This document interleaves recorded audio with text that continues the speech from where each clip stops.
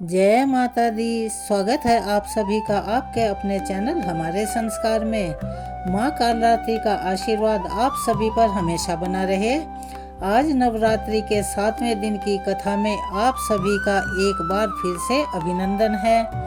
नवरात्रि के 7वें दिन माँ भगवती के कालरात्रि स्वरूप की पूजा की जाती है और इस वीडियो में आज हम आपको माँ कालरात्रि की संपूर्ण कथा और चैत्र मास महात्म्य के अध्याय के रूप में देवी भागवत की कथा, जो कि लगातार आप हमारे चैनल पर चैत्र मास में सुन रहे थे। माँ कालरात्रि माँ दुर्गा का सबसे भयानक और शक्तिशाली रूप है, जो अंधकार और बुराई का नाश करती है। उनकी पूजा करने से भय और संकट दूर होते हैं। माँ अपने 3 नेत्रों के साथ अद्भुत शक्ति का प्रतीक हैं।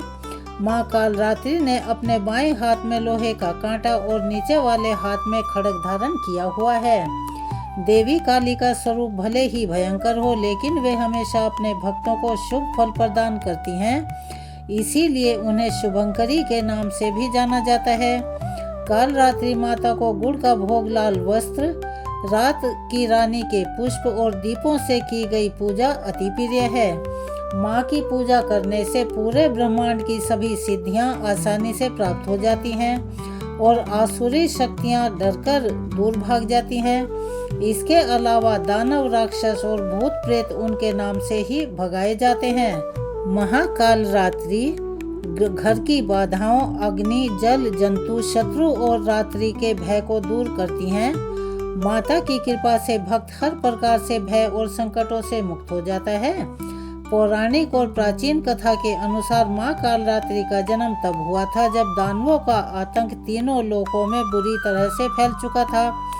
शुंभ, निशुंभ और रक्तबीज जैसे राक्षसों ने देवताओं को परेशान कर दिया था और इस संकट से दुखी होकर सभी देवता भगवान शिव के पास जा पहुँचे और उनसे सहायता मांगने लगे। भगवान शिव ने परिस्थिति की गंभीरता को समझते हुए अपने पास बैठी हुई देवी पार्वती से राक्षसों के वध का अनुरोध किया।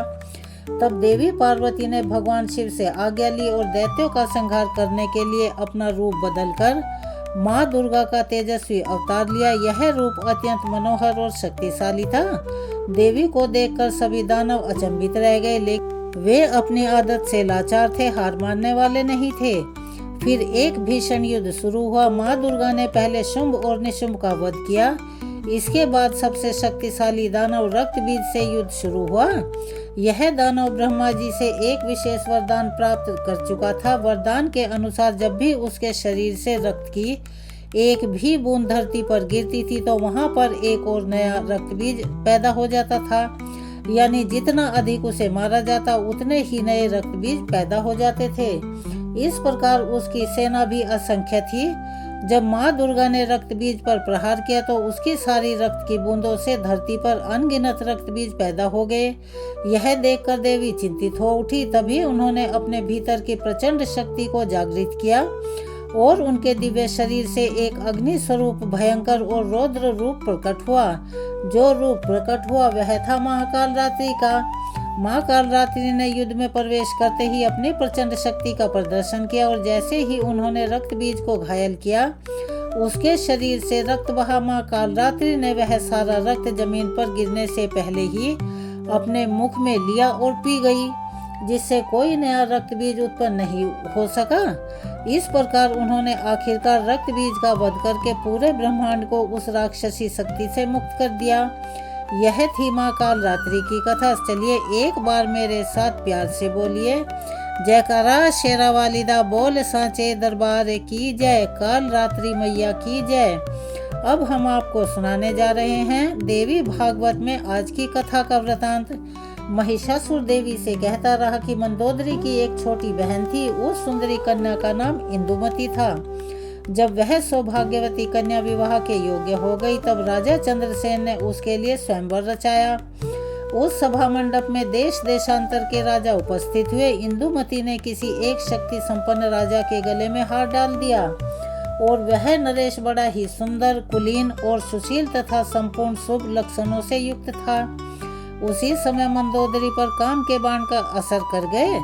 वह आतुर हो उठी। इतने में किसी ने एक शूद्र नरेश पर उसकी दृष्टि पड़ गई और वह नरेश शूद्र होने के साथ साथ बड़ा दुष्ट भी था, किंतु उसके सर्वांग में चतुरता भरी हुई थी। दैववश राजकुमारी के मन में वही जच गया। तब सुंदरी मंदोदरी ने अपने पिता से कहलवाया, पिताजी आप मेरा भी विवाह कर दीजिए। आज इस स्वयंवर के अवसर पर मध्य देश के राजा को देखकर मुझे ऐसी इच्छा उत्पन्न हो गई है कि मुझे भी विवाह कर लेना चाहिए। पुत्री की ऐसी बात सुनकर राजा चंद्रसेन मन ही मन हंसे और उस कार्य की व्यवस्था में लग गए। फिर मध्य देश के राजा चारुदेश को घर पर बुलाया और वैवाहिक विधि संपन्न करके अपनी कन्या मंदोदरी उसे सौंप दी। दहेज में बहुत सारा सामान दिया। चारुदेश ने भी उस सुंदरी कन्या को पाकर अत्यंत प्रसन्न होकर अपने घर चला गया।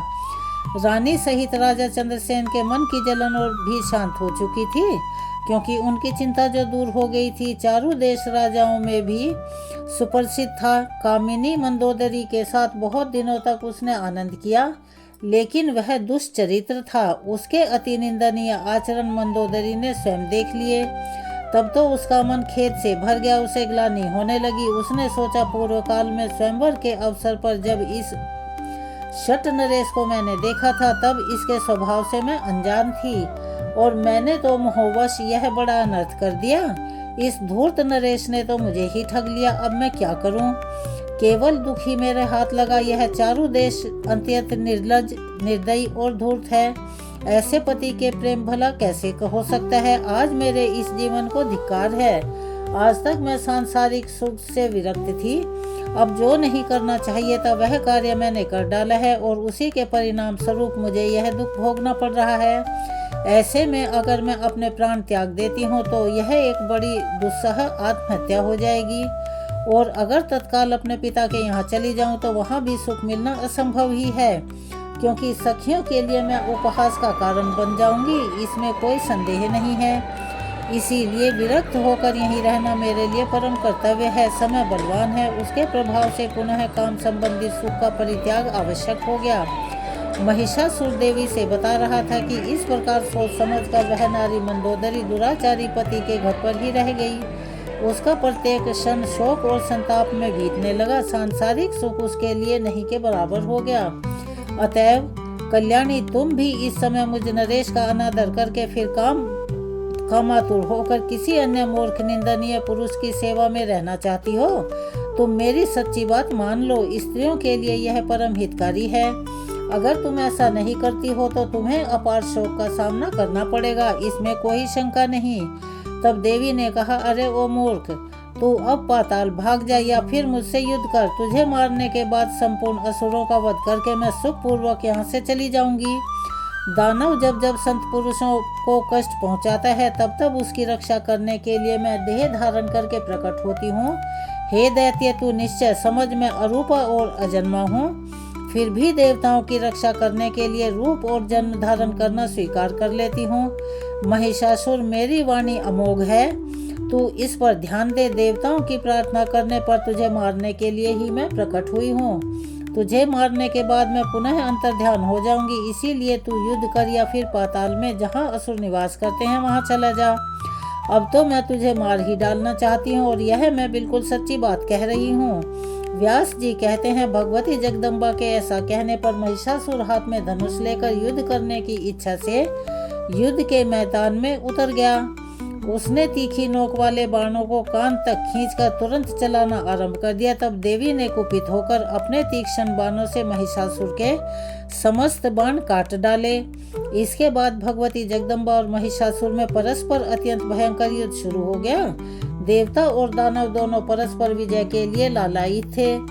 इतने में ही दुर्धर आधमका और देवी को लक्ष्य करके तीखे बाण उन पर चलाने लगा। उसके वे भयंकर बाण विष में बुझे हुए थे।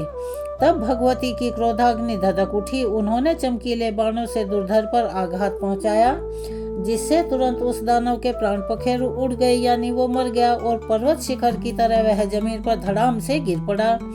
दुर्धर की मृत्यु देखकर उत्तम अस्त्रों को जानकर त्रिनेत्र आया। उसने 7 बाणों से जगदम्बा पर आघात किया। अभी बाण उन तक आ भी नहीं सके थे कि भगवती जगदम्बा ने अपने तीखे बाणों से उन्हें भी काट डाला। साथ ही त्रिशूल से त्रिनेत्र की धज्जियां उड़ा दी। त्रिनेत्र इस लोक से चल बसा। यह देखकर तुरंत अंधक आ पहुंचा। उसके पास लोहे की बनी हुई गदा थी। उससे उसने सिंह के मस्तक पर प्रहार किया। अंधक अत्यंत बलवान योद्धा था, लेकिन सिंह ने क्रोध में भरकर उसे अपने नखों से चीर डाला और उसका मांस खाने लगा। इतने में राक्षस संग्राम में काम आ गए। यह देखकर महिषासुर के आश्चर्य का ठिकाना नहीं रहा। उसने देवी को बाणों का लक्ष्य बनाया। बाणों के अपने शरीर पर आने से पहले ही देवी ने उन सभी तीखे तीरों से उन सब के टुकड़े टुकड़े कर डाले और गदा से उसकी छाती में प्रहार किया। देवताओं के लिए कंटक स्वरूप वह दैत्य महान नीच था। गदा की चोट लगने से उसे मूर्छा आ गई। फिर पीड़ा सहन करके वह तुरंत युद्ध भूमि में आ धमका। उसने अपनी गदा देवी के सिंह के मस्तक पर चला दी। अब तो सिंह को असीम क्रोध आ गया, अतः अपने नखों से उस महान दानव को फाड़ डालने में वह तत्पर हो गया। तब महिषासुर भी पुरुष की आकृति त्याग कर सिंह बन गया और उसने देवी के मत वाले सिंह को नखों से चीरने का प्रयास आरंभ कर दिया। महिषासुर सिंह बन गया है, यह देखकर देवी क्रोध से तिलमिला उठी। अनेकों तीखे तीर देवी के पास थे जो ऐसे विषैले और संहार करने वाले थे मानो क्रूर विषधर ही हों। वे महिषासुर पर उन बाणों की वर्षा करने लगी। तब वह दानव सिंह का वेश त्याग कर गंड स्थल से मद चुचाने वाला हाथी बन गया। फिर मनुष्य बनकर उसने हाथ में पर्वत का शिखर उठा लिया और उसे भगवती चंडिका पर फेंकने लगा। जगदम्बा ने अपने चमकीले बाणों से आते ही पर्वत शिखर को तिल तिल करके काट दिया और वे ठठाकर हंस पड़ी। तब सिंह उछला और पुनः गजराज बने हुए महिषासुर के मस्तक पर विराजमान होकर अपने नखों से उसे फाड़ने लगा। इतने में महिषासुर हाथी का रूप त्याग कर अत्यंत बलवान एवं भयंकर शरभ बन गया और क्रोधित होकर देवी के सिंह को मारने के लिए प्रयास करने लगा। उस दानव को शरभ वेशधारी देखकर देवी क्रोध में भर गई। उन्होंने झट तलवार से उसके मस्तक पर आघात किया। उस दानव ने भी देवी पर चोट की। अब दोनों में अत्यंत भयंकर युद्ध होने लगा। उसने पुनः भैंसे की आकृति धारण कर ली और फिर वह सींगों से देवी को मारने लगा। उसका वह रूप बड़ा भयानक और विकराल था। उसके पूंछ घुमाने और सींग झाड़ने से देवी को चोट लगने लगी। वह दुरात्मा बड़ी प्रसन्नता के साथ हंसता हुआ पूंछ और सींगों के सहारे बलपूर्वक पत्थरों को घुमा घुमा कर फेंक रहा था। बल के अभिमान में चूर रहने वाले उस असुर ने कहा, देवी अब तुम सम्रांगण में डट जाओ। रूप एवं तारुण्य से शोभा पाने वाले तुम्हें आज मैं अवश्य ही मार डालूंगा। तुम्हारी बुद्धि मारी गई है, इसी से तो मैं मदोन्मत्त होकर तुम इस समय मेरे साथ युद्ध कर रही हो। अत्यंत मोह में पड़ जाने से तुम्हारा सारा बल बिल्कुल व्यर्थ जा रहा है और तुम्हें मारने के बाद मैं उन देवताओं के भी प्राण हर लूंगा जो कपट से अपनी प्रतिष्ठा जमाए हुए हैं। और तुम नारी को अगवा बनाकर जिन धूर्तों को विजय पाने की लालसा लगी हुई है। तब देवी भी बोली, मूर्ख, व्यर्थ अभिमान मत कर। सम्रांगण में ठहर जा, मैं तुझे मारकर श्रेष्ठ देवताओं को निर्भय बनाऊंगी। तब व्यास जी कहते हैं कि इस प्रकार कहकर भगवती चंडिका उसी क्षण त्रिशूल उठाकर महिषासुर पर झपटी। उनके इस प्रयास से देवताओं में अपार हर्ष छा गया। वे प्रसन्नता से भरकर देवी की स्तुति करने लगे और उन्होंने पुष्प बरसाना शुरू कर दिया।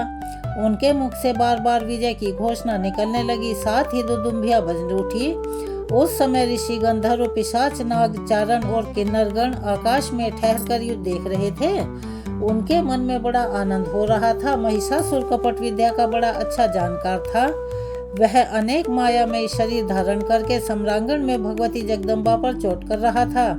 तब चंडिका ने उस दुरात्मा की छाती पर बलपूर्वक तीखे त्रिशूल से आघात किया। उस समय देवी की आंखें क्रोध से लाल हो उठी और चोट लगने पर महिषासुर भूमि पर गिर पड़ा। एक मुहूर्त तक उसकी चेतना लुप्त सी रही, लेकिन फिर वह उठ खड़ा हुआ और पैरों से वेग पूर्वक देवी पर प्रहार करने लगा। पैरों से मारने के बाद बार बार ठहाका मारकर वह हंसता भी था। उसके मुख से भयंकर गर्जना निकल रही थी, जिसे सुनकर देवताओं के हृदय में आतंक छा जाता था। इसके बाद भगवती जगदम्बा ने हजारों अरों वाला श्रेष्ठ चक्र हाथ में उठा लिया। महिषासुर सामने खड़ा था। देवी बड़े ऊंचे स्वर से गरज कर उससे कहने लगी, अरे मर्दांत, इस चक्र को देख, तेरे मस्तक को यह धड़ से अलग कर देगा और अभी क्षण मात्र में तुझे ठहरना है, फिर तो यमलोक जाने की तैयारी है ही तेरी।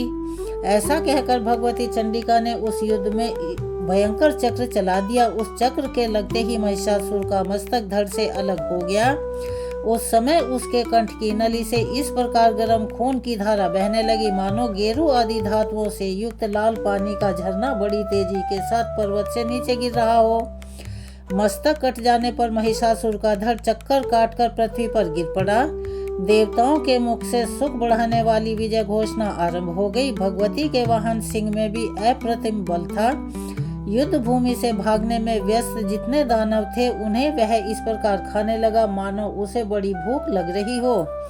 राजन, क्रूर महिषासुर के मर जाने पर बचे हुए संपूर्ण दानव भय से संत्रस्त हो उठे, यानी डर गए।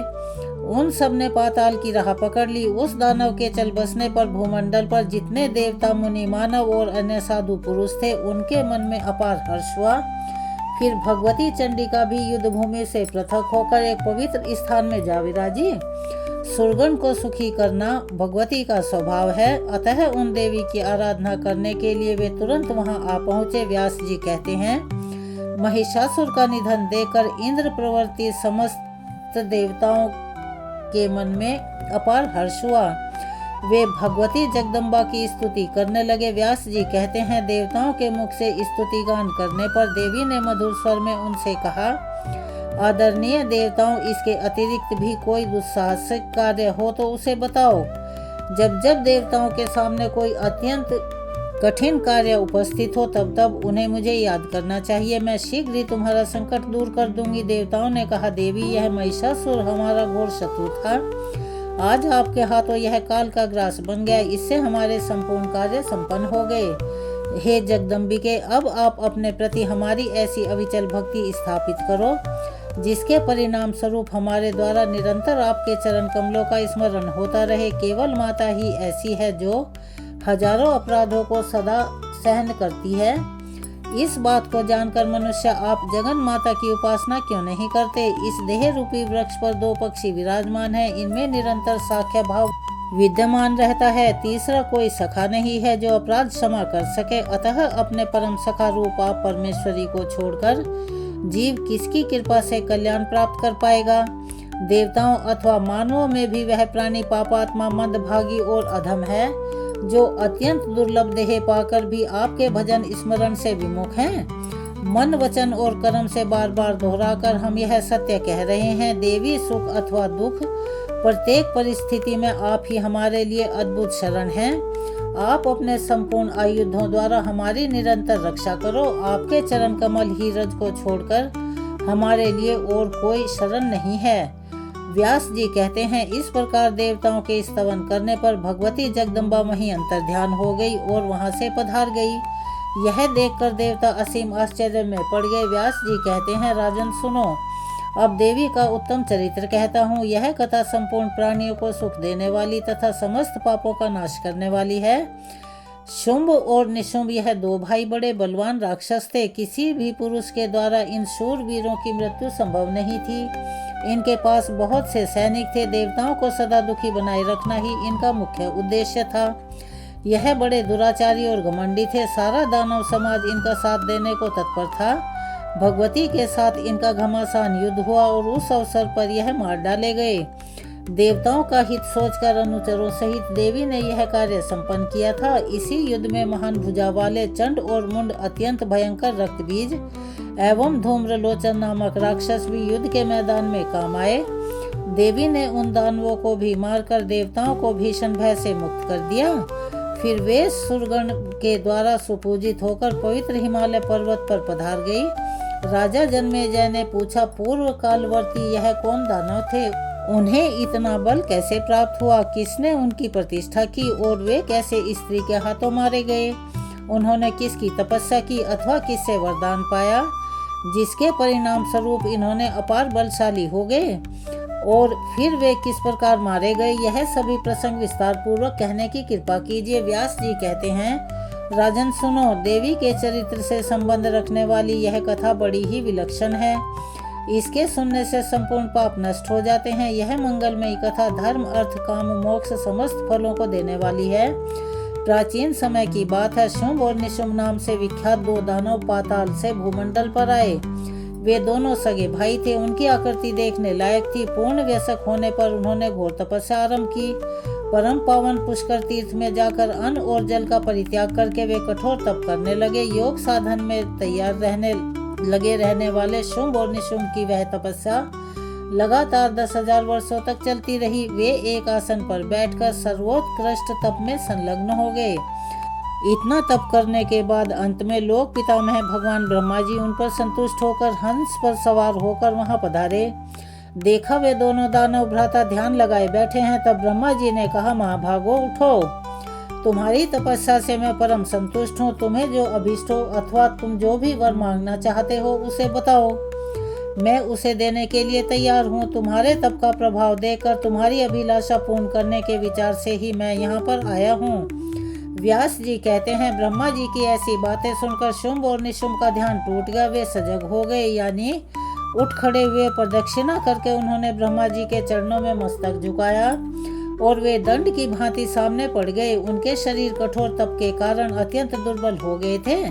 दीन होकर गदगद वाणी में वे जगत पिता ब्रह्मा जी से मधुर वचन कहने लगे, देवादिदेव दया सिंधु हे ब्राह्मण, आप भक्त जनों को अभय कर देते हैं। हे विभु, अगर आप प्रसन्न हैं तो हमें अमर बनाने की कृपा करें। संसार में मरण के सिवाय दूसरा कोई भी भय हमें नहीं है।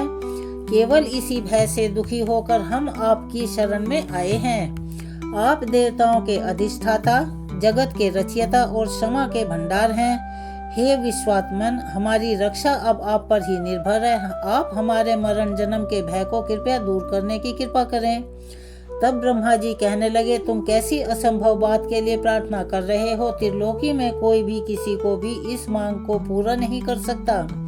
यह तो सर्वथा अदेय है। जन्म लेने वाले की मृत्यु और मरने वाले की उत्पत्ति यह बिल्कुल निश्चित है। जगन नियता प्रभु ने सदा से ही जगत में मर्यादा स्थापित कर रखी है। सभी प्राणी सर्वथा मरणशील हैं, इसमें कोई संदेह नहीं। इसीलिए तुम कोई दूसरा वर मांगो, मैं उसे पूरा कर सकता हूँ। व्यास जी कहते हैं, ब्रह्मा जी के वचन सुनकर शुंभ और निशुंभ कुछ क्षण तक तो विचार में डूब गए। इसके बाद वे सामने खड़े होकर नम्रता पूर्वक बोले, कृपा सिंधु, देवता, मानव, मृग और पक्षी किसी भी पुरुष के द्वारा हमारी मृत्यु ना हो, यही हमें इच्छित है। इसे ही पूर्ण करने की कृपा करें। किसी स्त्री में तो ऐसी शक्ति हो ही नहीं सकती जो हमें मार सके। चराचर त्रिलोकी में किसी भी स्त्री का हमें किंचित मात्र भी भय नहीं है। ब्रह्मा जी, हम दोनों भाइयों को पुरुष मात्र के अवध होने का वर मिलना चाहिए। स्त्री से हमें कोई डर नहीं, क्योंकि वह तो स्वाभाविक ही अबला होती है। व्यास जी कहते हैं, शुंभ और निशुंभ की बात सुनकर ब्रह्मा जी ने उन्हें अभिलक्षित वर दे दिया और प्रसन्नता पूर्वक अपने स्थान पर पधार गए। ब्रह्मा जी के ब्रह्मलोक सिधार जाने पर शुंभ और निशुंभ भी अपने घर लौट गए। घर पहुंचकर उन्होंने शुक्राचार्य को पुरोहित बनाया और सम्यक प्रकार से उनकी पूजा की। तब उत्तम दिन और नक्षत्र सोचकर मुनि ने एक सुंदर चांदी का राज सिंहासन उन्हें प्रदान किया। शुंभ बड़ा भाई था, इसीलिए उसे राजगद्दी पर बैठने का अधिकार प्राप्त हुआ। अनेकों सुप्रसिद्ध दानव उसी क्षण शुंभ की सेवा में सम्मिलित हो गए। चंड और मुंड, यह दोनों भाई महान पराक्रमी और बल अभिमानी वीर थे। वे अपनी सेना के साथ शुंभ की सेवा में आ पहुंचे। इनके पास हाथी, घोड़े और रथों की भरमार थी। धूम्रचन नामक एक प्रचंड प्रतापी दैत्य था। शुंभ को दानवी गद्दी पर बैठने का अधिकार प्राप्त हुआ है। यह सुनकर वह भी सेना सहित आ पहुंचा। इसी प्रकार शूरवीर रक्तबीज भी आ गया। वरदान के प्रभाव से उसे असीम बल प्राप्त था। उसके पास 2 अक्षौहिणी सेना थी। राजन, उसके विशेष बलवान होने का एक कारण यह भी था कि सम्रांगण में लड़ते समय उसके शस्त्राहत शरीर से रक्त की जितनी बूंदें भूमि पर गिरती थी, उतनी ही अनेकों उसी के आकार वाले पुरुष उत्पन्न हो जाया करते थे। उन क्रूर दानवों की भुजाएं शस्त्रास्त्रों से सुशोभित रहती थी। रक्त बिंदु से उत्पन्न वे दानव आकार, रूप और पराक्रम में बिल्कुल एक जैसे ही होते थे। वे सभी तुरंत युद्ध में सम्मिलित हो जाते थे। इसीलिए रक्तबीज संग्राम में महान पराक्रमी और अजय वीर समझा जाता था। उस प्रधान दैत्य को मारने में सभी प्राणी असमर्थ थे। इसके अलावा भी बहुत से राक्षस शुंभ को राजा मानकर उसके सेवक बन गए। वे सभी शूरवीर थे और उनके पास चतुरंगिनी सेना भी थी। उस समय शुंभ और निशुंभ की सेना की संख्या गणना करना बिल्कुल असंभव था। शुंभ ने अखिल भूमंडल पर अपनी प्रभुता जमा ली थी। इसके बाद शत्रु पक्ष की सेना को कुचल डालने वाले निशुंभ ने अपनी सेना सजाकर इंद्र को परास्त करने के लिए स्वर्ग पर चढ़ाई कर दी। चारों ओर घूमकर उसने लोकपालों के साथ घोर युद्ध किया। तब इंद्र ने उसकी छाती में वज्र से चोट पहुंचाई। भीषण वज्राघात से आहत होकर निशुंभ भूमि पर गिर पड़ा। उसे मूर्छा आ गई। उसकी ऐसी स्थिति देखकर सैनिक भाग खड़े हुए। मेरा छोटा भाई निशुंभ मूर्छित होकर पड़ा है। यह सुनकर शत्रु सेना का संहार करने की शक्ति रखने वाला शुंभ वहां आया और बाणों से समस्त देवताओं को घायल करने लगा। शुंभ के लिए कोई भी काम कठिन नहीं था। उसने तुरंत युद्ध आरंभ कर दिया। उसके इस प्रयास से संपूर्ण देवता, लोकपाल और इंद्र पराजित होकर भाग गए। अब तो शुंभ ने बलपूर्वक इंद्र की पदवी प्राप्त कर ली। कल्पवृक्ष और कामधेनु गो सभी उसके अधिकार में आ गए। त्रिलोकी भर में उसी का नाम लेकर यज्ञ में हवन आरंभ हो गया। नंदन वन में विहरने का अलभ्य अवसर पा जाने के कारण उस महान दानव के मन में आनंद के लहरें हिलोरे मारने लगी। अमृत पान करने से उसके सुख की सीमा नहीं रही। शुंभ ने कुबेर को भी जीतकर उनकी संपत्ति पर भी अपना अधिकार जमा लिया। सूर्य और चंद्रमा उसके अधीन बनकर चक्कर लगाते थे। यमराज को हराकर वह पद भी उसने अपने अधिकार में कर लिया। अपने प्रभुत्व से शुंभासुर अग्नि, वरुण और वायु सबके कार्य में स्वयं व्यवस्थापक बन गया। देवता नंदनवन को छोड़कर पर्वतों की खोहों में जाकर छिप गए। राज्य छिन जाने के कारण उनकी शोभा नष्ट हो गई थी। अनाधिकारी होकर वे वनों में इधर उधर भटकने लगे। अब देवताओं का कोई भी सहायक नहीं रहा। वे निराधार, निस्तेज और निरायुध होकर अपना समय बिताने लगे। इस स्थिति में पर्वतों की कंदराओं, जन शून्य जंगलों और नदियों की दरार में ही समस्त देवताओं का आना जाना था। स्थान भ्रष्ट हो जाने के कारण वे कहीं भी सुख से समय व्यतीत नहीं कर पा रहे थे। महाराज, यह बिल्कुल निश्चित है कि सुख प्रारब्ध के अधीन है। अत्यंत पराक्रमी, महान, भाग्यशाली, प्रचुर ज्ञानी और धनी व्यक्ति भी विपरीत समय आने पर दुख और दीनता के चक्कर में पड़ ही जाते हैं। उस समय रुपया पैसा काम नहीं आता। महाराज, काल की करामात बड़ी ही अद्भुत है। उसके प्रभाव से राज्य का अधिकारी व्यक्ति भी भिक्षुक बन जाता है। दाता को भिखमंगा, बलवान को निर्बल, पंडित को अज्ञानी, शूरवीर को अत्यंत कायर बना देने का श्रेय एकमात्र प्रारब्ध को ही है। 100 अश्वमेध यज्ञ करने के बाद इंद्र को स्वर्ग का सर्वोत्कृष्ट अधिकार प्राप्त हुआ था। फिर उन्हें असीम कष्ट भी भोगने पड़े। यह सब काल की ही तो अद्भुत गति थी। काल की कुचेष्टा में किसी प्रकार का आश्चर्य नहीं करना चाहिए। व्यास जी कहते हैं, हे राजन, संपूर्ण देवता परास्त होकर भाग गए। स्वर्ग पर शुंभ का शासन प्रतिष्ठित हो गया। पूरे 1000 वर्ष तक शुंभ राज्य करता रहा। इधर राज्य से भ्रष्ट हो जाने के कारण देवता अत्यंत चिंतित थे। उनके दुख का कोई पार ही नहीं था। उन्होंने तब बृहस्पति जी के पास जाकर उनसे पूछा, गुरु, अब क्या करना चाहिए? बताने की कृपा करें। महाभाग, आप सर्वज्ञ एवं मुनियों के सिरमौर हैं। इस संकट को दूर करने के लिए उपाय करना बहुत जरूरी है। बहुत से उत्तम उपचार हैं। हजारों ऐसे वैदिक मंत्र हैं जिनके अनुष्ठान से अभिलाषा पूर्ण हो सकती है। सूत्रों ने इसका स्पष्टीकरण भी किया है। संपूर्ण कामनाओं को पूर्ण करने वाले तरह तरह के यज्ञ भी बताए हैं। मुनि, आप उन्हीं उपायों को काम में लेने की कृपा करें। उन सभी विधियों को तो आपको पता ही है। वेद में शत्रु का नाश करने के लिए जो जैसी विधि बतलाई गई है, आप अब उसी का समुचित रूप से अनुष्ठान करें, जिससे हमारे संकट टल जाएं। बृहस्पति जी, इस अवसर पर आपका परम कर्तव्य है कि आप दानवों का उच्छेद करने के लिए अपनी बुद्धि के अनुसार यत्न करने में लग जाएं। तो प्रिय श्रोताओं, इसके बाद बृहस्पति जी ने देवताओं से जो कुछ भी कहा, जो कुछ उनके बातें हुई, उसका वृतांत हम आपको कल अपनी आने वाली वीडियो में सुनाएंगे। आप सभी से निवेदन है कि उसे भी अवश्य ही सुनिएगा। चलिए एक बार मेरे साथ प्यार से बोलिए, जयकारा शेरा वालिदा बोल सांचे दरबार की जय। अब हम आपको सुनाने जा रहे हैं माँ दुर्गा की आरती। जय अम्बे गौरी मैया, जय श्यामा गौरी, तुमको निश दिन ध्यावत, तुमको निश दिन ध्यावत, हरि ब्रह्मा शिवरी। ओम जय अम्बे अम्बे गौरी। मांग सिंदूर विराजत टीको मृग मद को, मैया टीको मृग मद को। उज्ज्वल से दो नैना, उज्ज्वल से दो नैना, चंद्र बदननी को। ओम जय अम्बे गौरी। कनक समान कलेवर रक्तांबर राजे, मैया रक्तांबर राजे। रक्त पुष्प गलमाला, रक्त पुष्प गलमाला, कंठन पर साजे। ओम जय अम्बे गौरी।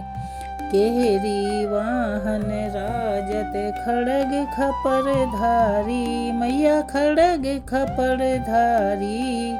सुर नर मुनि जन सेवत, सुर नर मुनि जन सेवत, तिनके दुख हारी। ओम जय अम्बे गौरी। कानन कुंडल शोभित नासाग्रे मोती, मैया नासाग्रे मोती। कोटिक चंद्र दिवाकर, कोटिक चंद्र दिवाकर, राजत सम ज्योति। ओम जय अम्बे गौरी। शुंभ निशुंभ विदारे महिषासुर घाती, मैया महिषासुर घाती।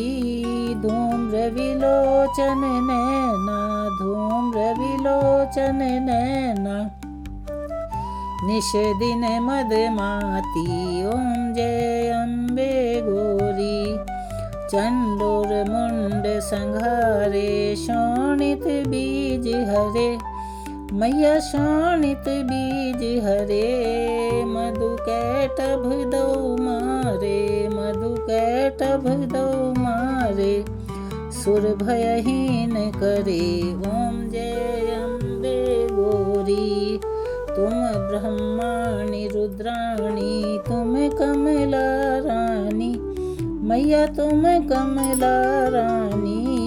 आगम निगम बखानी, आगम निगम बखानी, तुम शिव पट रानी। ओम जय अम्बे गौरी।